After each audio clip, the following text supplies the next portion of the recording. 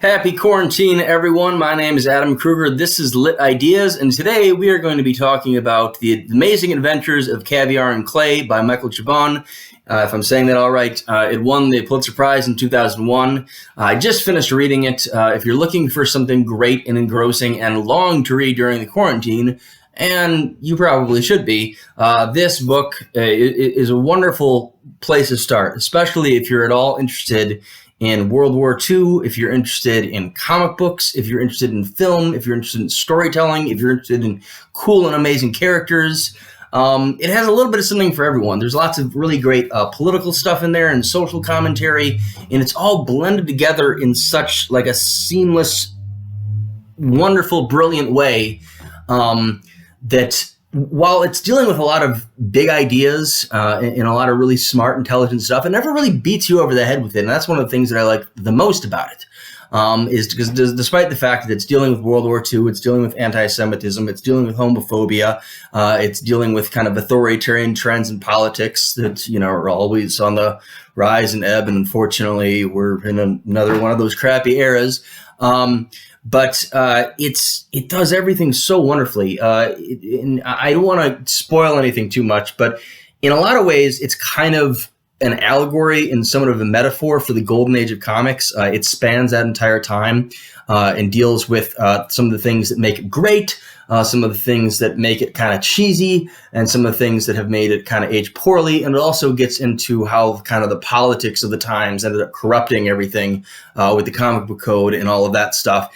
And that all plays in really well with a lot of the themes, especially of sexuality.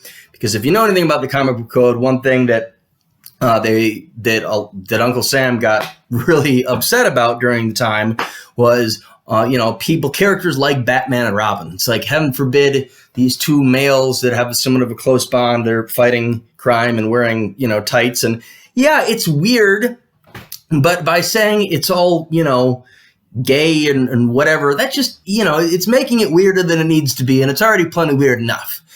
So keep your politics out of this nonsense, and we're just trying to tell some fun stories here. I mean, that's the attitude that you should be having. And it's seemingly a lesson that we need to learn again, but that's probably another video for another time. But it gets so into the history of not only political stuff like I'm talking about, but cultural stuff, not only comic books, but also film. Characters like Orson Welles pops up, and they explore how comic books and graphic novels could have possibly influenced him to make films like Citizen Kane, which is pretty insanely ridiculous if you like film history and all of that kind of stuff, which I do. So that was amazing. There's also other real life historical figures that pop up, like Stan Lee.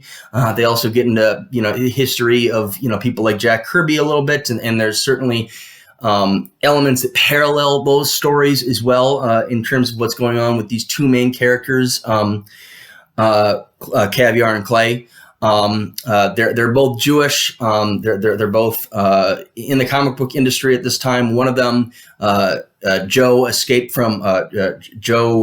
Caviar escaped from Prague during World War II because he's Jewish. He left his family behind, and all of his motives are just making enough money to do this.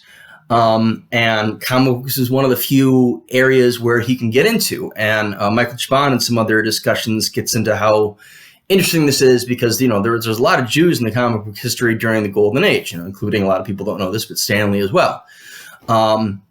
And one of the reasons for this is because they were kind of like, especially artists, they were blocked off from most other industries that were seen as, too good for them or whatever kind of nonsensical anti-Semitism you get into. And they explore that in really interesting ways that, again, don't beat you over the head with everything.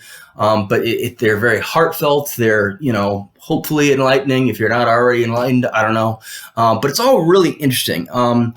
And it's, I think the best thing about this book is probably the characters, especially because you're with them for a very long time. I mean, this is an insanely fat book. It's like 700 plus pages or something like that, or right around 700. It takes quite a while to get through.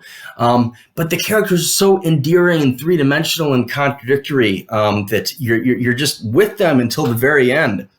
And you're hooked from the absolute beginning. It's really great stuff. Speaking of which, it's paced very well. It's hilarious. There's lots of poignant lines. One thing that I like about this, especially because he's dealing with, Chabon is dealing with the pulp and these pulp forms of storytelling, and it kind of presents itself in these interesting ways in this novel, despite the fact that it is very heady. But because of that, he kind of treats certain aspects of it like a pulp. So he never overcooks the prose. They're gorgeous, but they're there. They're simple. They're straight. They're to the point.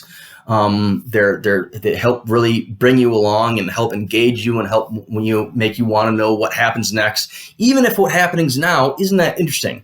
Which isn't to say that this book isn't interesting. It is. But the characters are so wonderful. But even when they kind of sit down and there's nothing real going on, you're still into it. You're still want to read just because you're so endeared by these people and their situation. And it's all fantastic. Chabon is an absolutely wonderful author. I've heard a lot of people say this is his masterpiece of knowing that he's done a lot of others, but won the Pulitzer Prize for a reason.